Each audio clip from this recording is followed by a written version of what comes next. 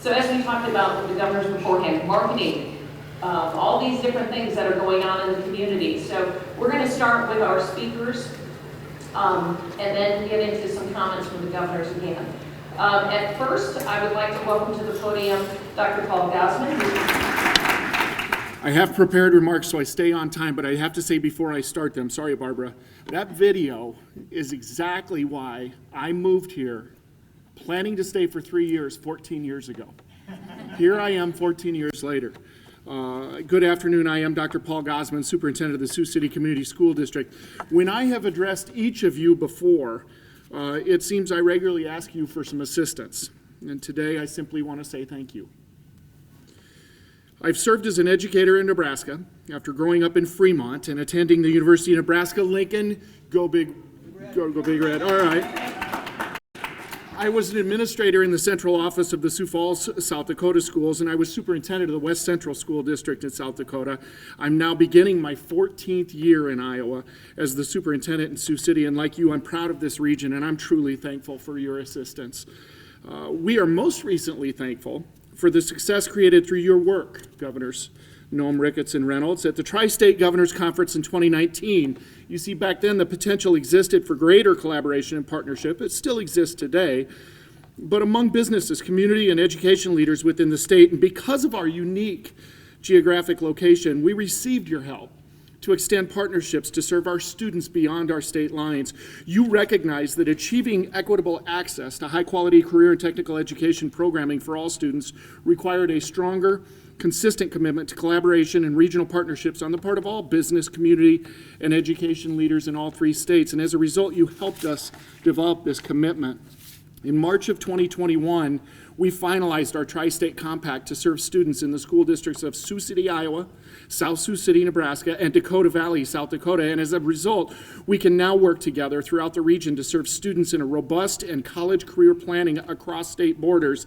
In addition, students in these 3 districts now have access to all high-quality CT curriculum, whether it's based of this district or in that district.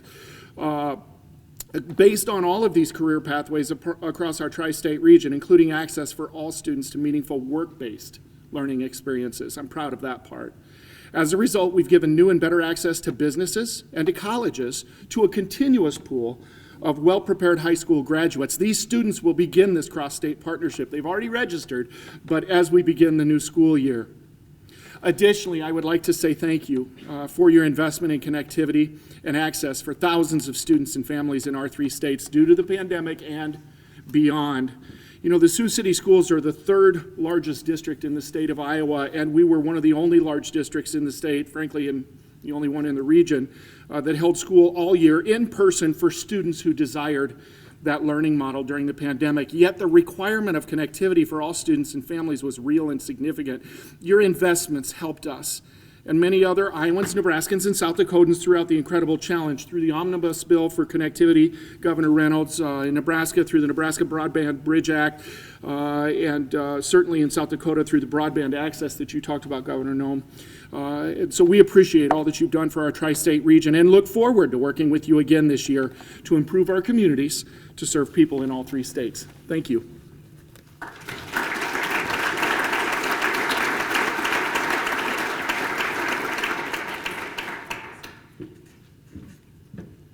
Thank you, Paul.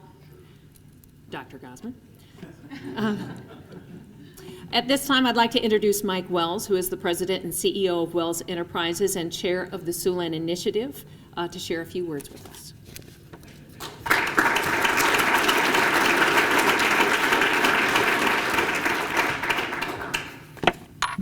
You know, if there is anybody who doubted the sincerity of how close these 3 are and how closely they work, it reminded me of when my adult kids come home at the holidays. They're all huddled around and sharing pictures, and you know what a great picture of collaboration and what a huge benefit that collaboration has been to all of us that are here today into this greater Siouxland region.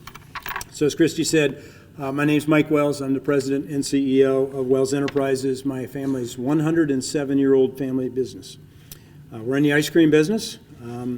I also serve as the chairman of the board of the Siouxland Initiative, which is, as you've heard earlier today, our economic development organization focused on enhancing the number and quality of employment opportunities in the tri-state of Iowa, Nebraska, and South Dakota.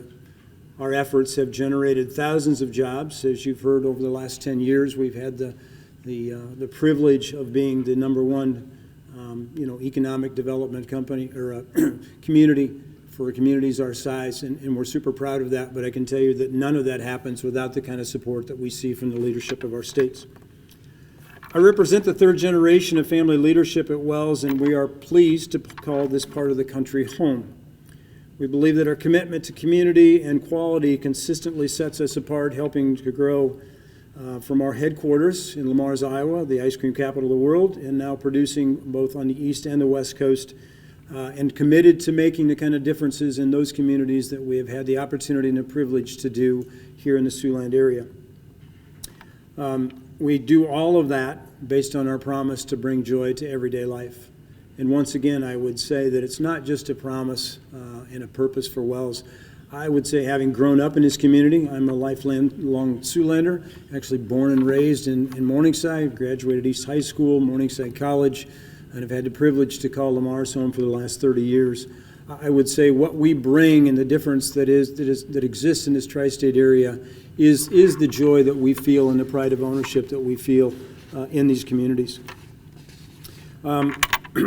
We employ a little over 2,300 team members here in the tri-state area. We're the second largest employer in the area, and now a little over 4,000 nationwide with our facilities in New York and Nevada. So, Governors, I wish to begin this afternoon by thanking each of you for your commitment to be here today and to make this event a priority. I also want to thank you for your individual leadership during COVID. I can tell you, as business leaders, we were put on our heels in March of last year, and you collectively helped us walk through that. As business leaders, we collectively and carefully watched the three of you do your very best to navigate this unprecedented pandemic, and I personally believe that you did a great job and think that we should recognize your efforts.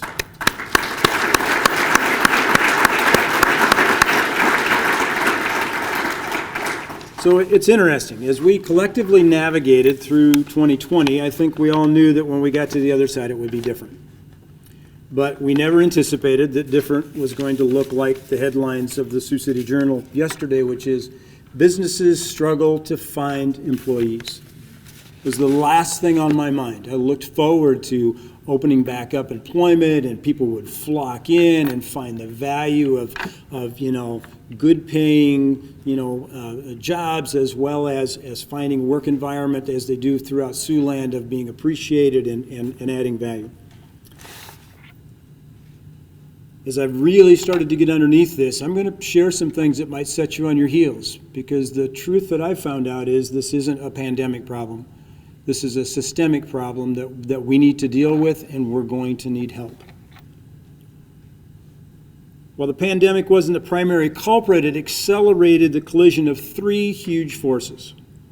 First of all, a mass exodus of baby boomers from the workforce. So in 2020, forced 3 billion boomers to retire early, many of which were not 65 yet, and possessed knowledge and skills that were not transferred. So we lost a huge knowledge base of employees. Second factor, near historic low labor force participation rates, easy for you to say, of working age people. This one I did not see coming. Now, the rest of this story is, we've all seen the data. We lost a lot of women in the workforce, in the labor force in 2020, as a result of needing to stay home and take care of the things when children were forced out of their school environments, and these things happen. But the other really concerning factor that we're dealing with is that the primary age men are steadily leaving the market. They're not getting married, and they're not working full time. And I've gone back and looked, and that is absolutely a true statement. The third, which maybe we should have seen coming, is the continued decline in births. Since the early 70s, technically 1971, our country has had birth replacements under 2.1. So For 50 years, we have not been replacing our population. So we take this intersection of we're not replacing our population, people are not going to work, and the folks that have been worked, that we've built our businesses on the backs of, have retired early. And that is the staggering situation that we find ourselves in. Bottom line is we have too few working age people for all the work that needs to be done, and it's not a temporary condition. And at Wells, we've experienced a new phenomenon, and that is that we have historically high turnover rates. So even when we're able to find folks, the challenges of the entry-level jobs that always were the places that people came, earned their way, and worked their way up through the organizations, they're no longer of interest to people. They're too hard and they're too labor-intensive. And so it's time for a change, folks. Good Siouxland companies are looking for good people, and they're getting creative. And I think that's the theme. We're good people, good employers looking for good people. You see it in the newspaper, you see it in the advertising. I had several of you approach me going, wow, can't imagine what you're spending right now in advertising, but it's billboards and it's newspapers and it's media and it's social and it's everywhere we can get to share the message. But you're all doing it. We're all doing it, right? We're adapting. So we're recruiting people that we previously overlooked. We're reaching back out to some of those that might have left or that we released previously. We're considering part-time work, 2 people for 1 job and job sharing. Offering incentives, upskilling the current workforce, and doing whatever it takes to value people. Specifically at Wells, we're doing things on the adaptive side like offering sign-on bonuses. By the way, when I started in 1977 for $5 an hour, there were no sign-on bonuses. Referral incentives for employees, so those folks that are finding value in employment at Wells, we're asking them to find folks that may want to come and giving referral bonuses. We're upskilling our current workforce. This has always been a focus for us. We want Wells to be a place that people can find a career path. This one's interesting. We've done it over the years, but never to the extent that we're asking now. We're actually asking our corporate employees, our salaried folks, to work on our production floors. We are running basically 70% capacity of our open capacity this year as a result of not being able to fill enough manufacturing jobs. And we're looking for automation opportunities. There are lots of opportunities that we can automate, and the beauty is that in a high-growth environment, we can automate without taking away jobs. They're simply jobs we don't have to fill in the future. On the retained side, we're working on more consistent schedules so people can have better work-life balance.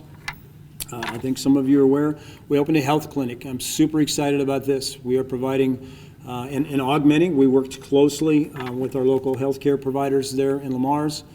At Floyd Valley, and they agree, as I've talked to their CEO, Dustin, this isn't replacing, this is augmenting. We're able to maintain hours that are more in line with our employee schedules, and so that we can provide that kind of care. In the past, we provided, pre-pandemic, we provided transportation to and from Sioux City. We're looking to reinstate that again. We're exploring child care options. As a 24/7 manufacturer, the need for 24-hour daycare exceeds the capacity and capability that's out in the free market today, and so we're exploring those kind of things. We're adding employee resource groups. We're getting better at listening to what our folks say and adapting to those needs. We all know that COVID justified and validated the ability to do more remote work options. And last but not least, we're working with city officials and local developers on housing options. So that we can allow more people to move in our community. On a final note, governors, collectively, we in the Tri-State applaud your efforts to close the public sector programs that were essentially subsidizing those who are able but chose not to work. I know it was a gutsy decision, but in the end, most of business is a math equation, right? And in a situation where we have more job opportunities and we have folks that are on those expanded benefits, it's time to call the ball, and we appreciate your willingness to do that in support of our businesses and the opportunities for growth. Because in the end, we all do want to be good employers. We all want to provide meaningful employment opportunities and advancement opportunities. But when our businesses are stalled because we can't find enough folks, it will eventually, and probably sooner than later, begin to have a negative impact on the economy. And then our tax bases go down. All those great things that collectively the three of you have talked about that are really driving our local economies are in jeopardy if we can't find a solution for that.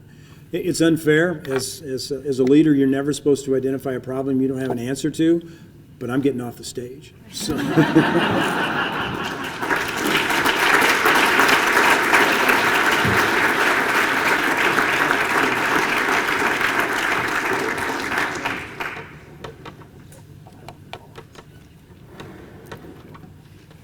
There we go. Thank you, Mike, and thank you for the insight. Very eye-opening, very, very eye-opening. So we appreciate your words there. Next, we have Mandy Graham, who is the Executive Vice President and COO of Great West Casualty, who is also the Treasurer of the Siouxland Chamber Board. Mandy, thank you.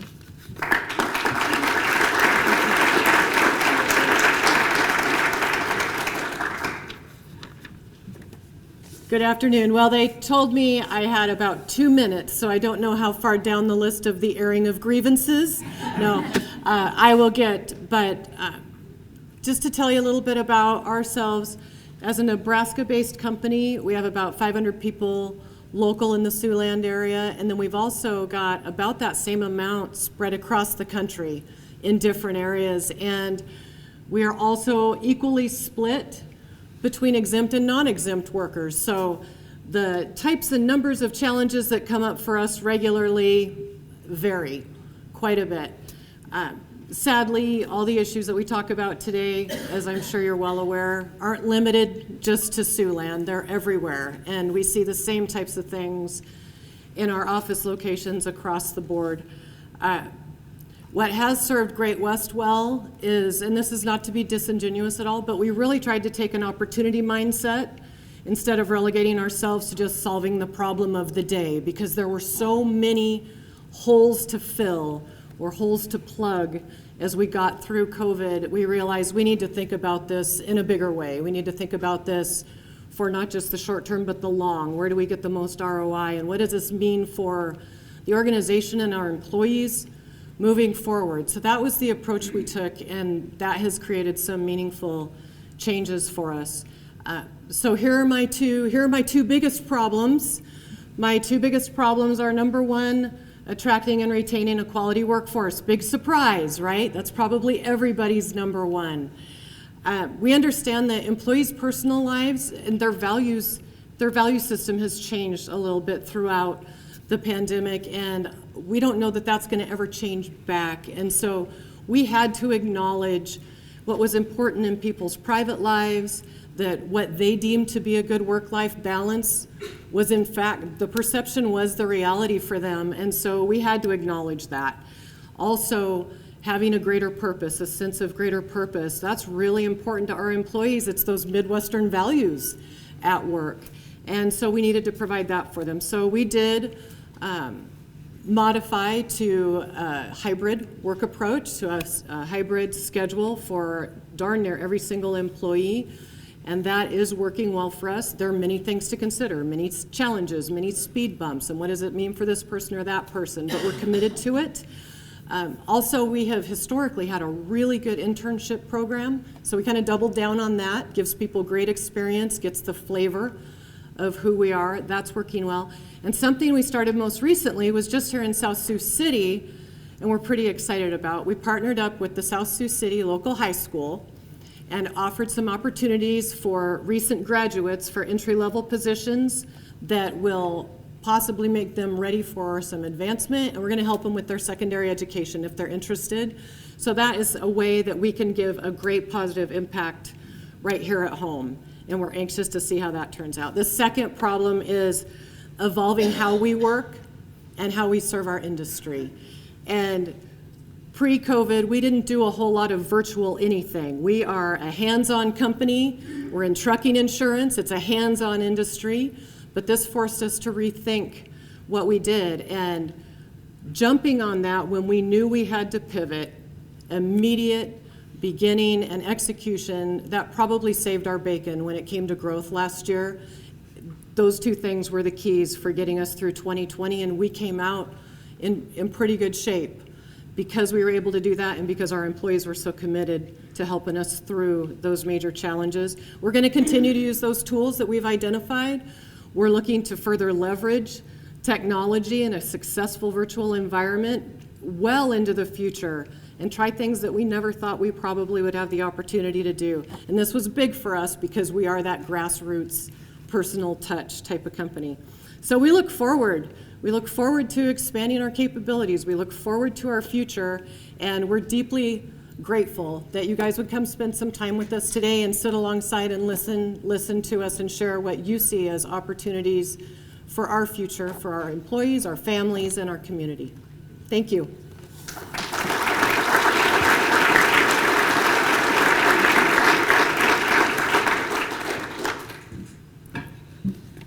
Thank you, Mandy. Continuing with our workforce theme right now, we have Steve Bull, who is the Assistant Vice President of Collections at Premier Bank Card.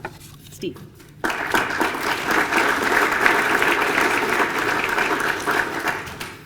Wow.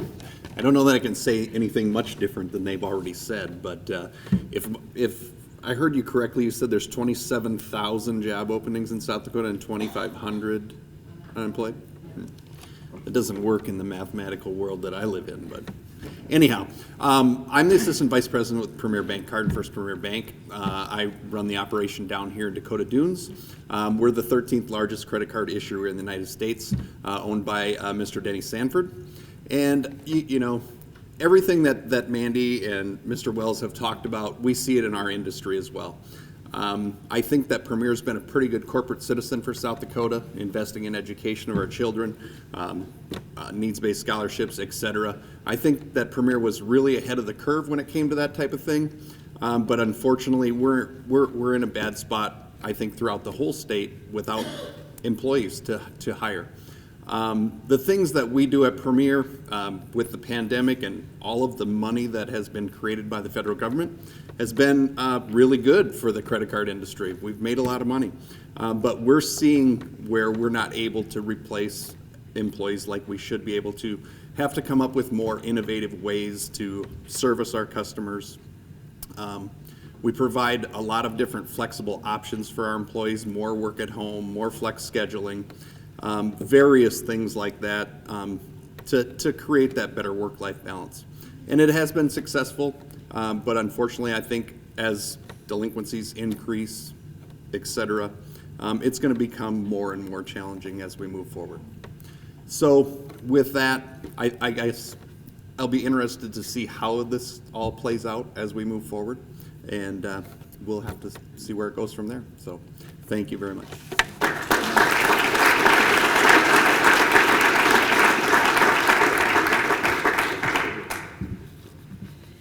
Thank you, Steve. Next, we have Brad Newton, who's the Director of Economic Development and Workforce Solutions with the Siouxland Initiative.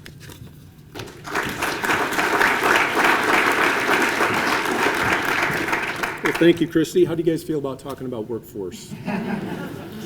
So this is always a very exciting day for us in Siouxland to have three common sense governors realize that working together can result in great things for a unique community like ours is fantastic. So thank you for being here again with us this afternoon.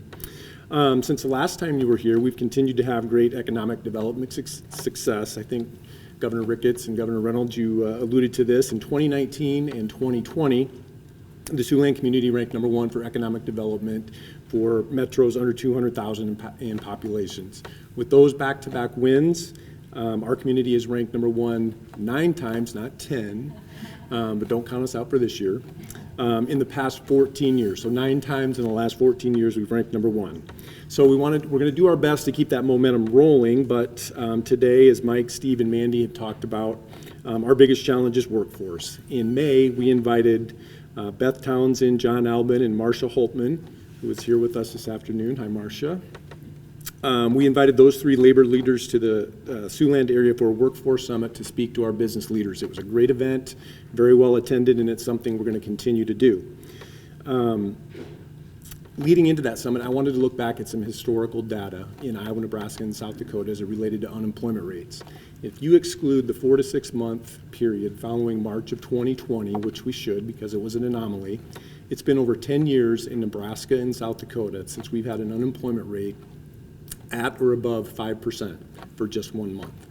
In Iowa, and for us right here in Siouxland, it's been over 8 years since we've had an unemployment rate at or above 5% for just 1 month. So clearly, not a new problem for any of us. The usual suspects are all the things we've already talked about: access to transportation, workforce housing, and childcare. And I know that our local employers are continuing to evaluate these obstacles. They're always willing to participate in removing any of these hurdles to achieve their short and long-term goals. Mike alluded to the three of you ending the federal benefits programs because it became the common sense thing to do. Our community piggybacked off those decisions, and 2 weeks ago we held a tri-state career fair to try to help some of our employers fill those positions. We had 126 booths that we filled up virtually overnight. So great indication of the workforce needs that we have in our community. Another area of focus for us is youth. We have the Career Academy that Dr. Gosman talked about, and that's a great start. But in addition to that, the three of your states have created programs that bring awareness to the great opportunities that exist in all 3 states. Thank you for those programs. They're very crucial to our region, so please keep that creativity flowing. We have about 6,500 college graduates that graduate from our colleges, universities, and tech schools every year. So any efforts to engage them to help keep more of those young, smart minds in our community are fantastic. We also view interns in the Siouxland community throughout the summer as an opportunity. So just last month, we started a program called Summer in Siouxland in hopes of showing off our community and trying to attract more of those young professionals after graduation. So with all of the strategizing that we do over these workforce issues, the discussion often leads back to the fact that we've got a population problem.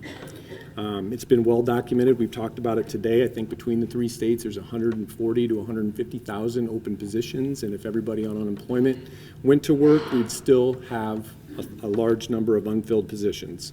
So that population discussion often jumps into the discussion about immigration. And I know that's very divisive, and it's not even a state issue, but if the leadership that you have all demonstrated over the past 16 months could somehow be applied to some sort of meaningful, common sense immigration reform and pathways to citizenship, I can only imagine the positive impacts that would follow for all of us. I want to end my comments by thanking you, as Mike did. I think it all boils down to leadership, and we can only imagine the stress, sleepless nights, the tough decisions that you all had to make because of a completely unexpected global pandemic that virtually landed in your laps overnight. You all handled it with grace, intelligence, and of course the theme of my remarks, common sense. So on behalf of all of us in Siouxland, I want you to know that we appreciate you and we thank you for your strong leadership.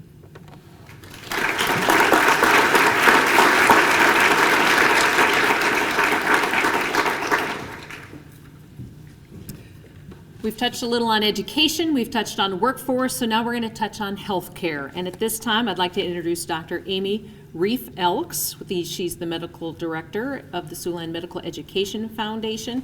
And once again, I'm going to focus a little bit on healthcare.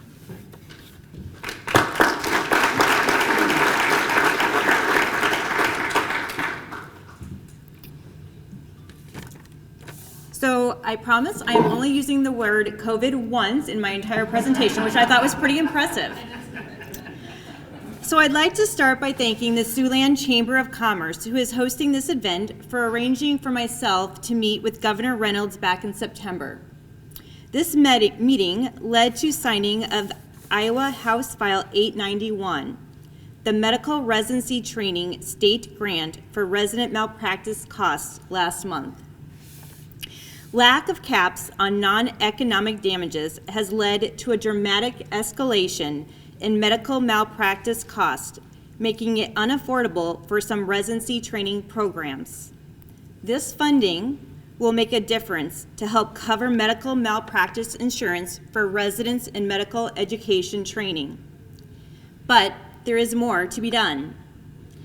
There will be a shortage of 139,000 physicians, many in primary care, over the next 12 years. As alluded by Mike, a lot of this is due to the baby boomer retirement of lots of physicians. This shortage is greater in rural areas such as our tri-state region.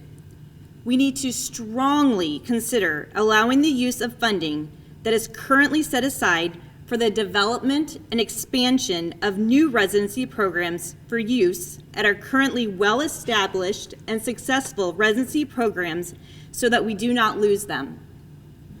Taking proactive steps to increase funding to train more primary care physicians would allow for less expensive preventative services to be offered rather than expensive treatments later down the road. Additionally, continued broadband development to support telehealth is critical, along with reimbursement of telehealth visits at the same rate as in-person visits. This allows patients who work off hours to get the medical care they need on evenings and weekends and in rural areas. Telehealth was an important healthcare strategy during the COVID-19 pandemic. Telemedicine can and does help reduce healthcare delivery challenges, like provider shortages in both primary and specialty care in rural areas. I would like to thank our friends in Nebraska and South Dakota who worked so diligently with us this last year and a half in coordinating efforts for the COVID pandemic in mass vaccination and all of our healthcare efforts locally.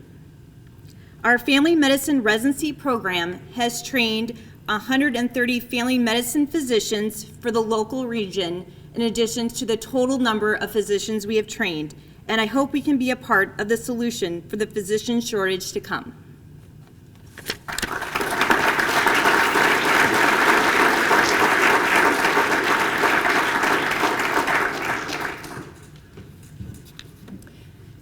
Thank you, Amy. Next, we're going to talk maybe military. So at this time, I would like to welcome to the podium, we have Colonel Mark Muckey, who is the commander of the 185th Air Refueling Wing, and Colonel Sonia Finch, who's the vice wing commander, and they're going to give us an update on the 185th.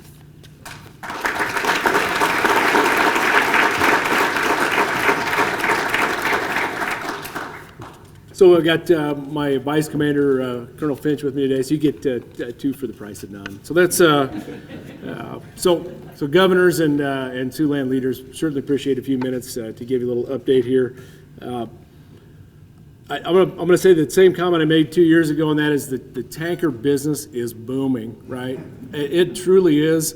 I know Governor Ricketts knows in Lincoln, we're in a growth demand business, and if I had the opportunity right now to choose any mission in the Air Force, we're in the right one, right? So without a doubt, it's a solid future. It's in all the war plans. It is insatiable demand, and that's a great place to be. So we're up, the 185th is about we sneak up on about 1,000 strong, and I know everyone is struggling with meeting manpower and not having enough. We run at 105% all the time, right? And so that is a huge reflection on the community, right? We Siouxland grows, and I'll pause and say, I get the opportunity to spend a few minutes with every new recruit. I got 35 minutes, or 3 to 5, I don't remember. Anyway, and what's truly refreshing is the willingness, the interest, and the excitement about serving, right? And unexpected with a 17 to 22-year-old, I expect them to talk about college and other things, but they're excited to serve, and we grow high-quality candidates, and it's easy picking. It's fish in a barrel, and we are completely unique, and I can explain to you why I know that, but Siouxland is a absolutely unique location with respect to the support and the community attachment to their local military, for sure. So my wife tells me 2 things. Don't try and be funny. Don't go off script. You fly airplanes. But, so I'm going off script. So after hearing the governors speak today, I have a lot of bragging. I have hours of bragging on the 185th, and definitely the 185th and the things we've done in the I'm not going to say the word, right, but in 2020, in a very contested year. The important thing for everyone to understand, and I think you do, but wing commanders, Air National Guard wing commanders across the country work directly for governors. And I have a broad perspective across the entire country of friends that are wing commanders. The ability, it's my job every day is to make sure the team's ready to go. The ability to do that was both constrained and enhanced dramatically by the response of the governors. So for the three governors here today, I have very close, I have a very good perspective and want to offer you all three thank you very much, and certainly to Governor Reynolds on your response and allowing your wing commanders in the state to do what they needed to do to be ready to go. So with that, the bragging, I've got an hour's worth of that on what we did this year. I'm going to turn that over to Sonia to kind of get into some of the details, but Colonel Stephanie Samanis has been on the chamber for a very long time, served as my vice commander until the 1st of June, and she is now, and she is, best way I can describe it, human capital development for Air National Guard space, right? So she is in DC now, leading the team to build the Space Force for the Air National Guard. Huge key position, doing a fantastic job. And behind her is coming in as a new vice, 1st of June, is Colonel Sonia Finch. And Sonia's Army Aviation, stood up to RPAs in Des Moines. Director of Staff, I stole her from my boss, General Ford, and he didn't fire me for it. And and the new Vice Commander at the 185th.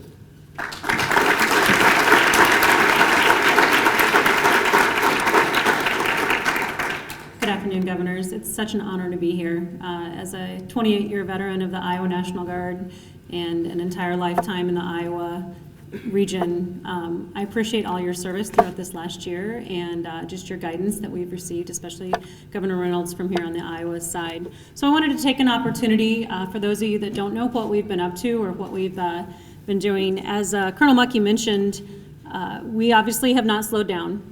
Nothing changed over 2020 for us other than we had to get creative on how we were doing business. As he mentioned, we're close to 1,000 members, and that's distributed between Iowa, Nebraska, South Dakota. It's actually distributed between 21 different states across the nation that come into Iowa to drill with Sioux City here. We are close to over 100% manned, which is a pretty amazing feat in today's age with military service. Our local budget here is $62 million. We've used 37,000 days in 2020 alone. Our annual payroll for our full-time and part-time members is $56 million, which comes out to a local economic impact for the Siouxland region of $81 million, which I think is pretty amazing considering a lot of people don't even know that we exist at the airport here in Sioux City. But we do. We absolutely do. So during 2020, as I mentioned, we didn't slow down. We actually had over 13,000 days supporting combat operations. That's not local Iowa. That's not the derecho. That's not the COVID support. That's combat operations.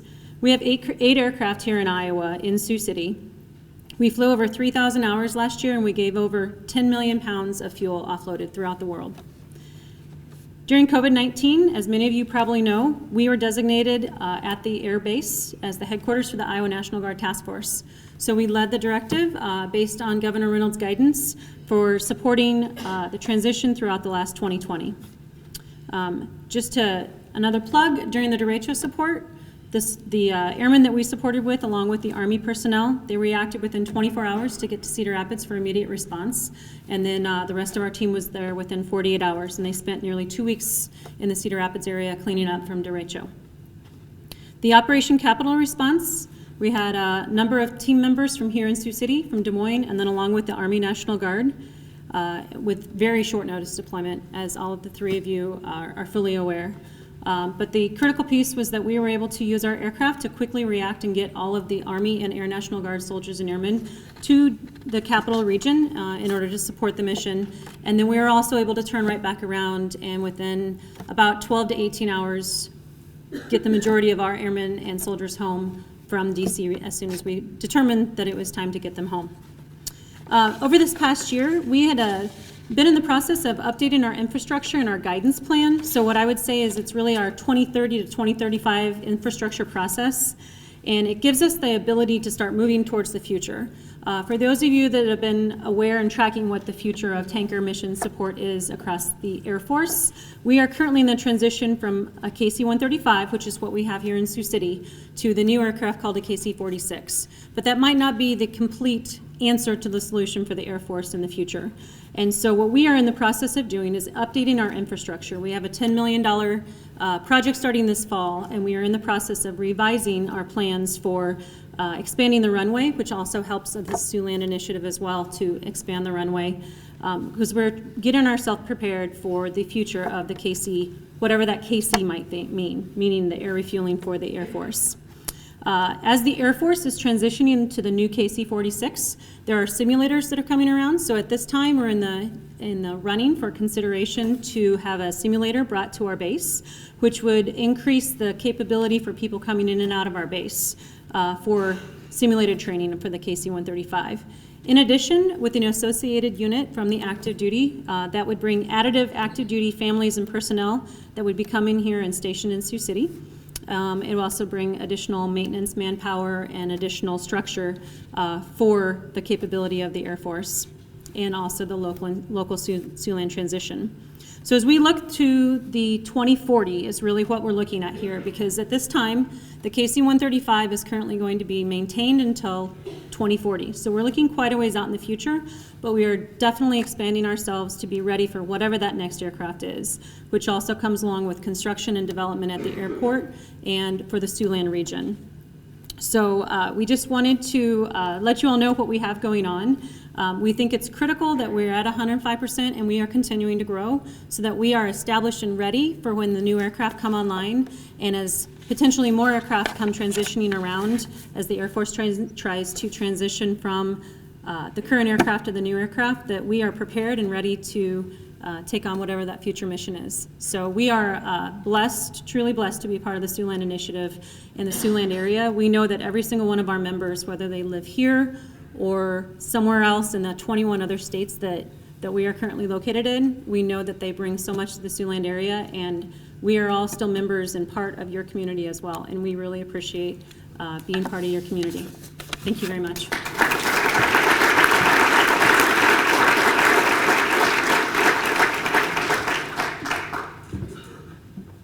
Thank you, Colonel Finch. Colonel Muckey, thank you so much. At this time, we're going to move on to responses and comments from our three governors. At this point, I'm going to turn it over to our host governor, Governor Pete Ricketts of Nebraska, and then we'll move to Governor Kim Reynolds and then Governor Kristi Noem. All right, great. Thank you very much, Kristi, and thank you all to the presenters who did such a great job of outlining some of the issues that we're facing here. And I think many of you pointed out, a lot of these issues are not new issues, and they're not issues that are just unique to the Siouxland area. And so I'm going to start with the workforce development one, because I do think that is one that we've talked about in the past. And I think it's important to remember that this is not something that's going to go away soon, I think, based especially on a lot of the things we just talked about with regard to the number of opportunities that are available versus the number of people that are currently looking for those opportunities. Kristi mentioned about the 2,500 folks that are on unemployment in South Dakota. In Nebraska, it's 14,930 approximately. And we've got about... I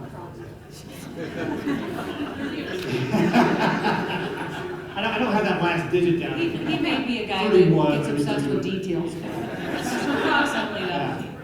So, wait, one guy just went back to work, so you got to... Yeah, this is now 29. So we got about 41,000 positions open. And so we're in the same boat as a lot of folks. And one of the other things we've seen is that we also have fewer people working. So even though our unemployment rate is down about 2.6%, which is the lowest it's been since 1999, the actual number of people working was higher pre-pandemic by about 30,000 people. So if you put together the people who are on unemployment plus the people who have left the workforce, you actually do have the ability to meet those needs. So the question is, how do we engage those people and get them back into the workforce? So now I do think that part of this will be just a gradual period over time. As was mentioned earlier, all of us have discontinued that pandemic unemployment insurance. I think we all believe that that was a disincentive for people to go back to work. Ours calculations in Nebraska were that about 45% of the people who were receiving those $300 a week payments were making more money now than they were pre-pandemic. And so if you're making more money now for staying home, right, there's probably a good bet that somebody is making the decision to stay home and make more money than go to work. So that's one of the things that I think that, this will help with, but it's going to take time because the federal government has sent out a lot of money, and so people are going to be evaluating what their opportunities are and making those decisions. So it's going to take some time to, I think, re-engage those people, get them back into the workforce. So that's going to be important. And by the way, when it was a $600 check, it was more like 84% of the people were making more money than pre-pandemic. So I think that's one of the things we've got to start by looking to engage those people and get them back into the workforce. I think another thing that we got to do is just continue to work on our career pipeline. And that's about developing our young people and bringing them through an entire career pipeline to get them into the workforce so that they know they can take the jobs that we have available. And in Nebraska, it starts with our Developing Youth Talent Initiative, which is a program that we implemented in 2015. It is a grant program that encourages private sector companies to work with school districts to create programs for those middle schoolers around science, technology, healthcare, manufacturing, so that they can see those kind of career opportunities and realize that they're often very, very high-tech opportunities in things like manufacturing. Several of the presenters here were talking today about automation. That's also not something that's new or unique to the Siouxland area. A lot of companies are looking at automation as a way to be able to compensate for not being able to find people, but also just to be more efficient and be more competitive on a global scale. So what our program does is encourage those companies to start exposing those young people to those career opportunities to get them interested, and it works. So one of the things that we do is require the programs to keep statistics and measure their success. In Hastings, for example, FlowServe was doing this, which is a manufacturing firm, and they were able to increase the number of, so by hitting those young people in 7th and 8th grade, they were able to increase the number of people who were going into their science technical skills program by 15%. In Hebron, they did a survey beforehand, and about 39% of the kids were interested in manufacturing before the class. About 75% were interested in going into it after the class. Similar results in other places where they did it around IT. More kids were interested in those IT jobs. Alec Industries, for example, did this in Scottsbluff and found it went from about 39% to about 60% of those kids were interested in IT jobs. Nucor Steel in Norfolk has actually won a couple of those awards, and most recently used the grant money to buy 3D printers for about 5 school districts in the area to help them with their design. So getting young people into doing computer-aided design and being able to do those 3D printers. So again, getting to them young. And then that's where, again, the next step is, after you get them through that 7th and 8th grade, getting into the career academies, which you all were talking about earlier, but that's so, so important. Those young people getting that hands-on experience and the potential to be able to use, or to be able to get post-secondary educational credit, right? Whether they're going to a 2-year or 4-year degree, being able to get that credit, get that head start on that education will help reduce that overall cost for them to be able to get that post-secondary education. Another couple opportunities that go along with that are a registered apprenticeship program. This is one of the things that, Chris, were you at that thing when John Allen came up to talk with the commissioners? Who's with that? Did he talk about registered apprenticeship programs? Yeah. So that's one of the things we've been really pushing because it's an earn while you learn opportunity. And I'm going to use the example of Becky Dickinson and Holdridge, where they have this program. The kids can get that certificate with regard to, in their case, it's around mechanical engineering, it's not engineering, but mechanical solutions. And they get that certificate. They're also helping to pay for their post-secondary education. They're getting paid while they're learning. All of that with those registered apprenticeship programs is a way to help get that certification, earn while you learn kind of thing. And then one of the things we're also doing is our career scholarship program, which I mentioned earlier, which is scholarships. And the intention is to be scholarships that follow the young person through their entire career, whether it's a 2-year or 4-year degree program. And we've done it with community colleges, state colleges, University of Nebraska. We just this year expanded it to private colleges so that, and This year it's going to be about $4 million. Next year it'll be about $9 million. The year after that it'll be $14 million and then $20 million. Again, following those young people through their career and education, continue to add money in because you've got another class starting. We're still supporting the class that was already there the previous year. And one of the other opportunities is to really do creative, innovative things. And Dr. Reynolds from Wayne State is here. Dr. Reynolds, where are you? I say that. Very push me. Oh, she's in the back, right there. Okay, so everybody look at her because you don't want to maybe talk to her afterwards. Yeah, there she is. So, it's one of the cool things. So Norfolk is running into the same kind of situation. They want to keep people, right? They don't want their young people leaving. So one of the things that they're doing with Wayne State is they're combining exorbitant scholarships and career scholarships from the state to be able to give young people the opportunity to do 3 years at Wayne State and then a 4th year in Norfolk to be able to start working for a company. So the Norfolk area businesses are providing jobs to these 4th year, these seniors, so that you're starting to lay down those roots in the community. And this is a great model that any community can do. Start working with that secondary, post-secondary education institution to be able to get those young people, get them the scholarships, and here in Nebraska we do it through the Career Scholarship Program, and get them starting to set down the roots in your communities so that when they graduate, they're staying. And so that, again, that's a great example of a really innovative way that a community is working with, in this case, Wayne State College, and our career scholarship program that are being provided by the state to be able to help develop and hold on to those young people. So, again, I'm a big believer in stealing other people's good ideas. This would be one of the things to go around and steal. And that's where, again, I think one of the great opportunities here is that you can start working with your companies to start, how can we start getting that developing new talent issue? You already got the Career Academy opportunity. Now what can we do around the career scholarships to start creating that pipeline all through? And then another thing that was mentioned as well was workforce housing. I know all of us here have been working on that. For us, it was our LB 518 in 2017, which was our rural workforce housing program that we put $7 million into. We just re-upped that last year for another $10 million. And in April of 2021, we distributed about $9 million of that in grants. Pender actually got $600,000 to do that. So far, the program, before the second tranche of $10 million, has helped 18 communities build about 620 residences, whether it's multifamily or single family. But that's a great opportunity that, again, you can be looking into. Pender, we've got about 800,000 left that we're still going to do, so there's still some money left available to be able to engage with the Siouxland area to see what kind of opportunities there might be to be able to leverage that. It's a program, again, where you have to have private sector participation. You've got to have a developer. It's a one-to-one grant minimum. So being able to find that partner who's going to help you with that is going to be important to be successful in that grant process. But another great opportunity to be able to expand that workforce housing.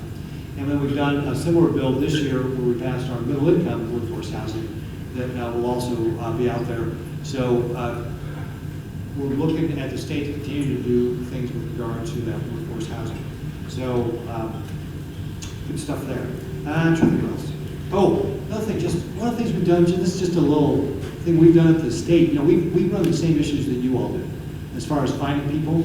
One of the things we've been really successful with is our CIO, Ed Toner, has gone to work very closely with Southeast Community College to recruit students while they're still in school, get them internships during the summer, and then hire them right afterwards. In fact, we've got about 400 IT staff that work for Ed. He's actually recruited 42 young people out of Southeast Community College, so about 10% of his workforce, and he's held on to 40 of those 42. So again, getting them in early, getting them the experience, treating them right, giving them great opportunities. But that's one of the ways to get there early, get them in, and just like Rebecca Gibbons is doing at Holdridge, get the opportunity. So it's really about getting to those young people early. And when I say early, really middle school is not too early to start exposing them to the career opportunities, but start working with them as they're in the high school years, in those career academies, getting to them as they're starting their post-secondary degree, and developing internships to be able to hold on to them. So as they finish up, you're hiring them as soon as they get it. And I know that South Sioux had some luck here with building a home. Todd said that they just had like 18 young people working on that, and they all got job offers right out of high school to continue to do that. Get to those young people early to be able to hire them. Let's see, what else we're working on. Oh, registered apprenticeship programs, by the way, are up about 15% in Nebraska too. We keep pushing that, about 14%, 1,500 people. And then with regard to healthcare, again, two things kind of go together here we mentioned, and I'm only going to touch upon it because I want to make sure we're staying within the time frame here. But I signed LB 400, which makes permanent a lot of the telehealth stuff that we learned during the pandemic. You know, we did an executive order to allow that to be able to go on in Nebraska. I'm sure you all know the same thing, right? So we sent a bill to be able to continue to allow telehealth to be available. And then the follow-up to that is the Rural Broadband Act was mentioned. We've got about 80,000 households that don't have the minimum 25 megabit download, 3 megabit upload speeds. We're doing the same thing, 100. Making it, that's just got to be the table stakes going forward. So again, it's one where the private sector has to be invested in this, but it's a way to be able, just like rural electrification, rural telephone, to be able to help make sure the private sector companies can do that last mile hookup. We've got 17,600 households started with the CARES Act. We're going to do another 30,000 with what we've started in the next 2-year budget, and the anticipation would be the following budgets would continue to make that investment, and of course we may have the opportunity with the federal dollars, maybe infrastructure bill comes through to be able to also do that. So again, continue to make sure we've got the proper infrastructure there. And again, that career scholarship also applies to healthcare, so that getting people trained and getting them prepared to be able to do that. So I've talked a bunch already, so I think the material you can. Well, thank you, Pete, and thank you for all you're doing. I appreciate that very much. And thank you again to each and every one of you. I think sometimes we talk a lot about our programs, and it sounds like it's a complicated thing to do, and it's really not. We're doing all of the things that Pete just talked about. You need a business, you need a school district, and you need a college, community college, higher education, and you bring the three of you together and you can create these programs, and it makes a difference for these kids. It starts to help them realize what they have a passion for, what they're interested in. We all know we're more successful when we're doing something we love and there's someplace that we can make a difference. It also really makes our young people, helps them be aware of the great opportunities that exist right in their communities. And I have example after example. I came from a small town, a town of about 500 people. I love rural Iowa. I know rural Iowa. I want rural Iowa as well as our urban areas to be successful. And when I reach out to these small companies and put this combination together, it is incredible. Those kids stay there. They get married. They have kids. They support the school. They support the hospital. They support the community. It really is easy and it works. And I think when I listen to Mike with Wells go through the list of challenges that you're facing, I guess my response to each and every one of you businesses in the audience today is we want to partner with you, whether it is workforce or whether it is housing or whether it is childcare. We are taking a look at all of the programs that we have in place, and I listed a lot of them in my remarks earlier, but we're sitting down and we're taking a look at those programs and we're reevaluating and we're making sure that they're connected. So we want to be a partner in that, not only with state funds, but we have a lot of ARP federal dollars that are coming into the state that, I don't know if Kristi mentioned it or Pete mentioned it, but that absolutely should be going to infrastructure that will make a difference for years to come. We have to be careful about maintenance for effort for when the money goes away, that the taxpayers aren't stuck with footing the bills. We have to be very thoughtful in how we can apply the dollars that are coming into the state. So whether it's STEM or, as I said, work-based learning, registered apprenticeship programs, I love to tell the story about Charles. It was a program that we started in Pella. You're doing the same thing with the Career Academy here. He went to work for Vermeer. His last 2 years of high school, he got an associate's degree, a pre-registered apprenticeship program. The kid made $50,000 his last 2 years of high school. He bought an F-150 truck. It was the best marketing tool that we could use. Every other child, a student in that grade wanted to know how Charles got the black F-150 truck. And so it is that simple. I mean, and it does set them up to be successful. And what's incredible, and the employers will verify this, so no cost, that really reduces the cost of higher education. And the beauty of it is they may start as a mechanic or as an engineer, but they need engineers too, so it might be advanced manufacturing. And many times the businesses are willing to pay for that additional college to get that engineering degree, and so they're advancing within the company and they have that institutional knowledge from the very beginning, and they're actually, that really increases their ability to be successful. So it is just a win-win across the board. Computer science is elementary. You started that right here Paul, and we've scaled that across the state. So that's really when we need to be starting. And secondary, we want every student to have at least one work-based learning experience, and we're hoping they get multiple. So we are really driving those opportunities in the state of Iowa. I talked about the programs that we're doing for workforce housing. One of the other things that we're doing, because the cost of inputs are continuing to increase, that those grants aren't going as far as they've gone. We put additional funding in, but we believe that with the RP dollars, we can start through grants, we can address that gap so we can have those state dollars go further. And we're looking at additional new programs that we can pilot that we weren't able, one of the programs that we weren't able to get through the legislature this year. So again, we're looking for ideas and opportunities to really find where those gaps still exist to make a difference in housing. But anywhere from 1,500 new units with the workforce housing tax credit to with the state housing trust fund, it looks like about 1,000 to 1,500 families could benefit from that. And we hope to, that's at the minimum. We're hopeful that we can continue to build out on that. The other thing that we're doing, and I am copying this from my two to the left, I'm telling you, Kristi, I woke up every morning and turned on that TV and saw commercial after commercial about South Dakota. And where's Sarah? I would go into the office and I'm like, oh my gosh, come on. We need to no, it's great because we benefit from all of it. We really do, and they were very well done. And you talked about in your remarks, and Pete, you've done the same thing. Now it's Nebraska that I look at every time I turn it. So Iowa is coming. We're a little late to the game, but I want to tell you. Everyone. Not everyone has to go to, it's not for everyone to Nebraska. You can come to South Dakota. There we go, in Iowa. So, but by the it's not for everyone. Not for everyone. But the three of us doing that, I think, again, it's just really beneficial to the entire region. So we're excited to get that going, and we're looking for opportunities. So thank you for the details and some of the stuff that you provided my team on that. I really appreciate it. Healthcare, I went full bore on tort reform this year. We didn't get it across the line. I'm coming back next year. We're probably going to look at medical, trucking, and all three, and maybe see if we can get that done. We're not giving up on it. We're increasing funding for residency programs as well as loan forgiveness. So we're doing that. We're looking at ways we can continue to build that out. We did get telehealth parity passed for mental health. That's a good start. So we'll hopefully build out from that. I loved your story about broadband. I went to the legislature my first year and I said, I want $20 million. I want $20 million for broadband. I'll take it over 2 years. And I thought I made a very, very compelling case to get that done. I got 5.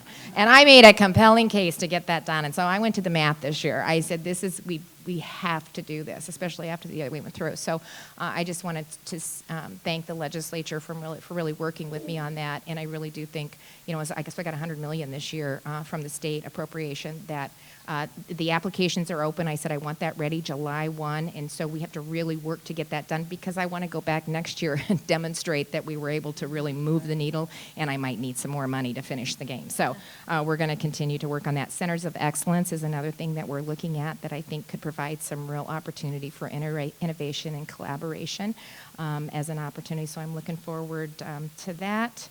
And then just thank you. Thank you for the impact for those of both colonels, for your service and for making such a tremendous impact, not only during COVID, but during the derecho too. We got a double whammy in the middle of all that, and we just didn't have to even give it a second thought. You all were there and ready to step in at a moment's notice, as always, and we just appreciate that very, very much. So thanks for all you do. Thanks for the impact that you make in the Siouxland area in our state. And I look forward to continue to working with you. And we're just grateful. And I've already reached out to the congressional delegation. It sounds good. A good chance for the simulator. Just from blank. So thank you. With that, I'll pass to Kristi. Sure. Well, as well, it was so helpful to have all the discussion here today. And I thank you for that. There's several things that we've done that I'll touch on that you did address having needs in. And part of that is the infrastructure needs that we have. South Dakota did invest in a railroad this year. When we look at costs and streamlining and automation, we had a railroad come in and ask for some assistance on repairs, and I said, how much to rebuild the whole thing across the state of South Dakota, and we did that. So, it's not very often you see states building railroads anymore, but we are partnering with that private company to make sure we have the kind of long-term infrastructure to make sure that when we get businesses here, and manufacturing, and those of you who have to move product through the region, that you do have the infrastructure to do it and to save costs too. And with agriculture being one of our, it's our largest industry, and I'm not sure it's your largest still, that's a big deal that we move our stuff through and we do it efficiently, and that we keep those farmers out there in the land. And listen, our food production is a national security issue. It just is. We need to make sure we grow our own food in this country, and that it's a diversified food supply. We don't have one or two big companies controlling our food supply. So people always talk about China a lot, but not only is China investing in their military 10 times more than us, not only are they purchasing this country's debt, they're also buying up our food supply chain. So our chemical companies, our fertilizer companies, all of those are being purchased by out of country and many times Chinese businesses, that we just have to take the reality check of recognizing that it got real serious during the COVID pandemic here. But imagine if we didn't have food on the grocery store shelves too, and how quickly things would escalate. So having that infrastructure to keep us efficient and making sure we're keeping our farmers and ranchers out there on the land and providing that service is very important. We invested in meat processing grants back in January because we recognized having the diversified opportunities to process and add value in South Dakota, and then we copied Kim. And maybe you have the CIS program too, to market our beef. Once we process it in a state facility, we can market it anywhere in the country. And we signed that agreement with USDA to be able to sell our beef now in South Dakota anywhere in the country, which we didn't have before through state facilities. I know Iowa had it, but it really, it opened the floodgates of independent people who wanted to expand their processing in South Dakota. We had 99 grants that we sent out for millions of dollars. And it was interesting to see the other day USDA announced that they're going to put another $500 million in federally, which I think they were like, oh, that's a good idea.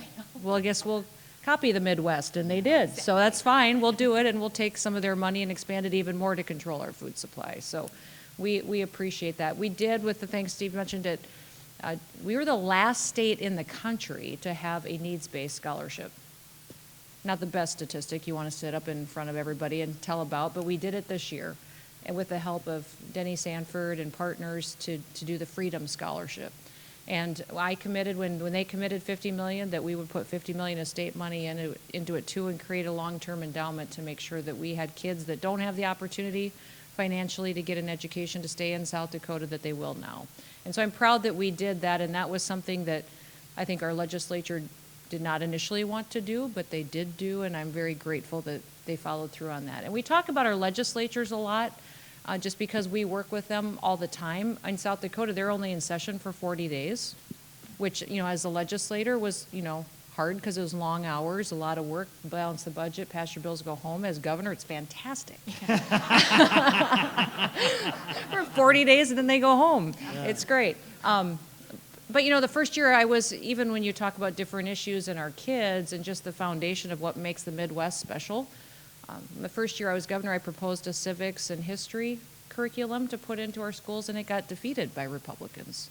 This year they overwhelmingly passed it, recognizing that that's an important part of our background and history too. So I'm grateful for that. Some of the things that we talked about with the military and colonels, thank you for being here. I appreciate you and your service and what you mean to this country. South Dakota is seeing record numbers of young people signing up to serve in the National Guard, which I think is a testimony to the work they do with excellence. Also, it's a help to our communities because they are not only going overseas in war zones and defending our freedom, but they're serving on other state missions. We sent some Blackhawks up to North Dakota last month, and this month we have National Guard down on the southern border as well. But they're doing those kind of state partnerships, but they're also bringing relief to our communities here at home. This year for the COVID pandemic, they did the longest sustained state assistance deployment in our history by setting up call centers and taking care of people in our communities and making sure we're getting vaccinations and help out to people who needed it, and medical teams to move individuals. And so I don't know what we'd do without them, and I'm proud of them. South Dakota's had the top unit in the nation the last 3 years, so I think my folks are rock stars, but I think all the National Guard and military are, and I'm grateful for them and their service. But the things that you mentioned today, housing is going to be a huge priority for us, and you all mentioned that. Incredibly challenging in every community of every size. So I've got a board and a ready fund that's going to be extremely creative in how we use that to partner with communities, so stay close to us. And our housing initiatives that we're doing, and even that we will be doing this next legislative session, will be in my economic development department, because that is economic development, getting people home so they can, in reality, be in your community. Childcare. I've been wanting to do for a couple of years an early childhood education program in South Dakota, which we don't have, and typically that would not be something that our legislature would support, but frankly, I've got an opportunity here to partner with private, nonprofit charter schools to create opportunities to get kids that don't have any access at all to get a better start. And I've got kids that are sitting in towns across South Dakota in their cars while mom and dad work. And so it's a huge component of putting people in the workforce and partnering with churches and nonprofits and people in your communities to make sure that those kids that otherwise are not getting any kind of input into their lives and aren't prepared for schools. And our teachers and administrators have to deal with them when they show up and they haven't had the help that they need to get started. So that's something I've been trying to get support for here for a while, but I'm going to keep working it and see what I can do in South Dakota. But your help on that not only helps our kiddos, it helps our workforce needs as well, and it also helps our education system, because those kids, getting them prepared to be in a classroom is incredibly important. And then workforce, we're going to continue to do that. I think it's key to us not only to have apprenticeship programs, to have training, technical schools, which we have the best in the nation in this region, also our university systems, but recruitment is key. And telling our story and getting workers even from out of state to fill those positions we need is important. South Dakota is changing dramatically right now. We are the next location for the B-21 bomber mission that's going to be at Ellsworth Air Force Base. That's going to be $1 billion worth of economic development just at the base. So I'm building out technology, DoD contractors, and everybody around that base that will significantly change western South Dakota. When you look at eastern South Dakota, we are recruiting technology companies from the Silicon Valley, from from New York and from the East Coast, that are all building out around Sioux Falls and Madison. DSU, Dakota State University, is one of the leading universities in the country for cybersecurity training. And that's one of our biggest threats that we face. We train all the NSA employees that go through there, and those DoD contractors, and the SCIF that we have there is an asset that a lot of people don't realize, that now I'm able to build out other contractors around that and technology companies that want to come here and be able to have people working. And one of the things I pledged to do was to bring the next big industry to South Dakota, and that's really it. And part of keeping our kids in those communities is giving them a job they want to do. And they want to be in those kind of fields, and they want to have the ability to stay here and be in computers, technology, cybersecurity, gaming, whatever it is. We should be offering those kind of careers and industries as well, and it doesn't stress out our infrastructure the way that we're used to in the Midwest. So it's a good diversity to have, and a key part of our future. I also, just before I close, want to thank you so much for having an MC whose name is Kristi. Because the mayor started off the day by saying, Kristi is right. And then I heard many times, thank you, Kristi, and you're right, Kristi. And so it was just really wonderful for you to do that for me. It gave me the encouragement and the pep talk that I needed today. And so it's been wonderful to be with all of you, and I hope you all have a fantastic week. Thank you.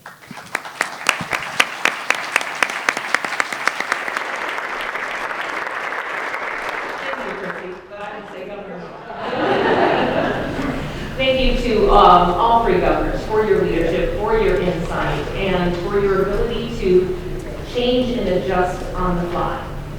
Like I said, 2 years ago when we held this event, none of us could have predicted what was to come. So I super appreciate that. I know this crowd appreciates that. We do have a presentation, but before we do that, I just want to say, out of all the changes that you guys have made, can I just say that I just truly appreciate that I can now get a margarita to go. Most popular by far. Most popular. No question. No That was question. Most popular. Yes. Anything I've Yes. done as government, that was most popular. I agree. Same here. Yeah, that's true. Oh, just so you know, in Nebraska, we passed legislation to make that permanent. Yeah. Oh, so did we. Are you kidding? Yeah. And with that, if I could bring to the podium at this time Chris McGowan, who's the president of the Siouxland Chamber of Commerce, because he's got a few words for you and a few parting gifts as well before we have the press conference. After his remarks, Governor Ricketts looked at me and he said, "Chris," I looked up, I felt like I was getting called out of law school for a minute. And he said, "What are the 3 points I just made about the renewable fuel standard?" And I was like, holy cow. And I searched my memory bank and I fired 3 back verbatim. I was very proud of myself. And I want to thank you for limiting your interaction with me today to, hey, was our commissioner talking about apprenticeships? Yes. So I want to thank a number of people this afternoon as we wrap up. And at the top of that list is the Siouxland Chamber staff for organizing this event. They do it every 2 years. They do a tremendous job. I'm blessed, and this community is blessed, with an outstanding group of very dedicated professionals.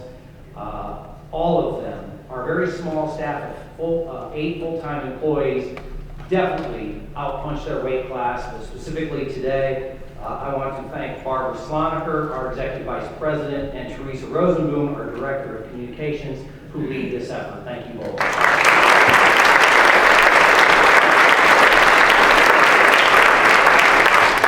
Governor Reynolds, I want to thank you for appointing our Executive Vice President, Barbara Sloniker, to your very important Economic Recovery Task Force. We were proud to be represented with 13 other very prominent executive leaders throughout our state, so thank you for thinking of us. In addition, I want to thank our MC, Kristi. Kristi is asked to do this time and time again because she does such an exceptional job. She also serves on our board of directors as well as our executive committee, and we are indebted. Thank you so much.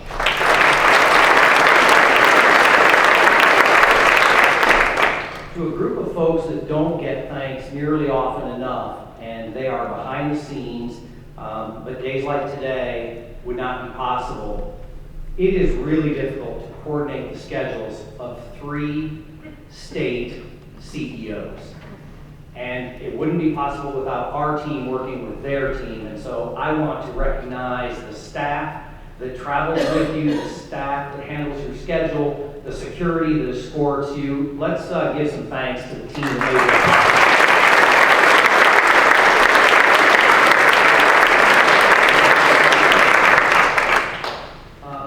Also, you were all privileged to see something for the first time today, and that quality of life video was literally a sneak peek video. You're the first public people to see that video. We're enormously proud of that internally. We have not shared it, except for today, externally, and the next time that you will see that externally will be at the Siouxland Chamber Annual Dinner. These were on your tables today. Many of you have already signed up, purchased a table, purchased tickets, but I cannot tell you how important this event is to our organization as our primary fundraiser, our most significant fundraiser of the year. But this is going to be a particularly special year, and this is my personal invitation to all 3 governors. We hope that you will circle on your calendar Thursday, September 30th, because we're going to do something we've never done before. And on this date at the Sioux City Convention Center, and we're returning there for the first time in a number of years, partially due to COVID, partially due to remodeling and renovation. But this year, we are going to recognize and acknowledge our veterans and the men and women of the armed forces on the occasion of the 20th anniversary of the tragic attacks of 9/11. That entire event is dedicated to recognizing the men and women of our armed forces. Our keynote speaker is Melissa Stockwell. She is the first female to lose a limb in active combat in a theater of war, went on to become a 3-time world champion in the para-triathlon. The national anthem will be sung by a gentleman by the name of Gennaro Wilson. He's a retired petty officer. You've seen him sing before, you just don't know it. He's been at the World Series, he's been at the AFC and NFC championship games, he's been at the NCAA championships, and if you want to see a world-class performance and rendition of our national anthem, do not miss this event. The invitation will be delivered by a Naval Academy graduate who served in the Marine Corps, and the presentation of colors will be from Dr. Paul Gosman's group of junior Air Force ROTC students. Army, Navy, Air Force, and Marines will all be represented.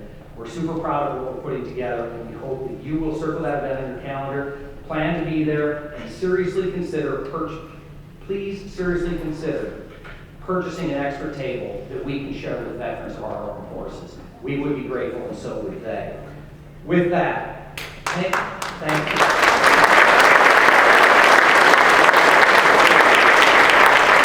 We'll make sure that you all have a copy of that, and we'd love to see you here. 10 years ago, the tri-state area was working together in an unprecedented fashion. We were battling the floods of 2011. And many of the people in this room today saw the cooperative efforts. And thus was born the slogan, "Together we are stronger." 10 years later, we continue to use that as our slogan for the Siouxland Chamber of Commerce. And the evidence, the manifestation of how together we are stronger was reflected today by these three exceptional leaders. I want to one more time say thank you to the three of them, not only for being here and making this event a priority, but for your leadership under the most difficult of circumstances. Yes, it was difficult to know which way to pivot and turn. And yes, the chattering class was attacking these three in particular, no matter what decision they made. There was literally an article, a column in the Washington Post that attacked Governor Reynolds, and the title was, "Welcome to Iowa, where we don't care if you live or if you die." I was personally offended. But here we are months later, and these three states are leading us out of the recovery. And folks, if there was ever an opportunity to stand up with me now and say thank you, this is it.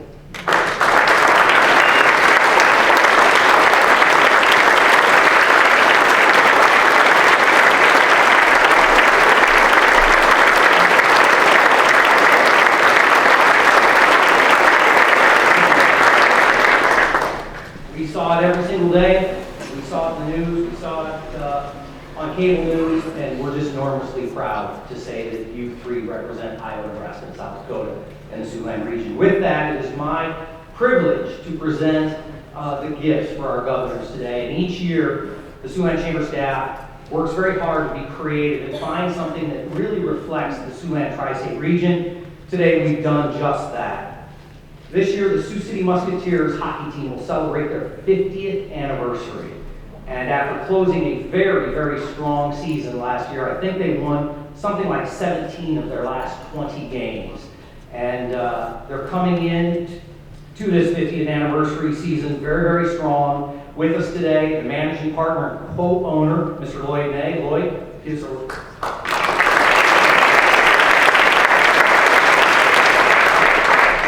Lloyd and his leadership team were responsible this year for selecting a jersey for Military Appreciation Night. And this all ties together with our annual dinner this year. But for Military Appreciation Night, they designated the Midwest Honor Flight as the beneficiary. They auctioned somewhere in the neighborhood of 30 jerseys, something like that, raised over $50,000. The Musketeers played in those jerseys. They auctioned them off after the game, center ice, one by one, raised over $50,000, so 70 World War II veterans could fly to Washington, D.C. and be part of the honor flight that allows them to see their memorial. So, in recognition of that, I would like to invite the leadership up on stage, if you would grab your jerseys. CEO Travis Morgan, who grew up in Nebraska, President Rich Zaber, who lives in Iowa, and head coach Luke Strand, who resides in South Dakota. The logo of the Sioux City Musketeers, includes all three states. That is the official logo, and the swords trisect the Iowa, Nebraska, and South Dakota, and we have jerseys for each of them. And then if we could turn those around to show the front. And then I'd like to invite the general manager, Lloyd Ney, up on stage to be part of that photograph, please.